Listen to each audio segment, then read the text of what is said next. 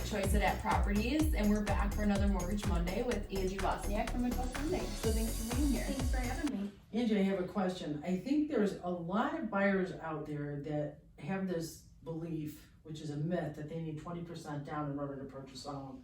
Can you explain a little bit about that? Yes, this is one of my favorite questions. There is a stigma that you have to have 20% down to buy, or you're not qualified, or you can't buy. That is not correct. You do not need 20% down to purchase. You might need 20% down to qualify at a certain price point, but in terms of I need 20% down to even think about buying a home, that's not true. I think that comes from our parents and some of the older generations. What I think drives that is, number one, houses were a lot less expensive then. So that house that was $100,000 or $200,000 is now $400,000 or $500,000. Right. So that 20% down back in the day was a lot more obtainable. Right. And it's just not now. The other thing, rates were also 8, Outrageous. 10, 12, however many percent, double digits. Right. And they're not now. So borrowing more money is less expensive, and also hitting that 20% benchmark. People are making the same as they were 30 years ago, right? Right. But what's the difference now? Everything costs more. Cost of living is more expensive. Absolutely. And everyone's crippled by student loan debt. So the 20% down, again, is just not true. Programs go as low as 3%.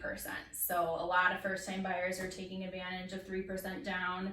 FHA loan programs are 3.5%. VA, if you're a vet, you can do no money down. So there's a lot of options out there. And then I would also recommend, even if you have that 20%, seeing what the next tier down looks like.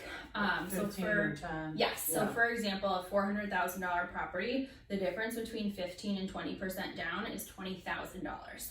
The difference in monthly payment is about $115. Right. So think about that too. If you're, relocating, I'm renting in the West Loop, it's costing me an arm and a leg, and I'm buying a house in Lombard.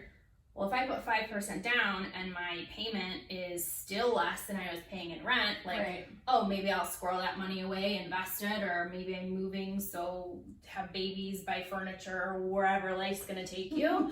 I would just kind of assess all of those options and see what's more important.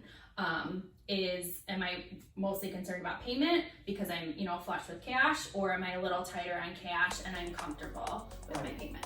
Sure. Good answer. A lot to think about. Sure. A lot of good things to think about. Yeah. All right. Well, thanks, Angie, for joining us. Of course. And we'll be back next week for another Mortgage Monday. Bye, guys. Bye.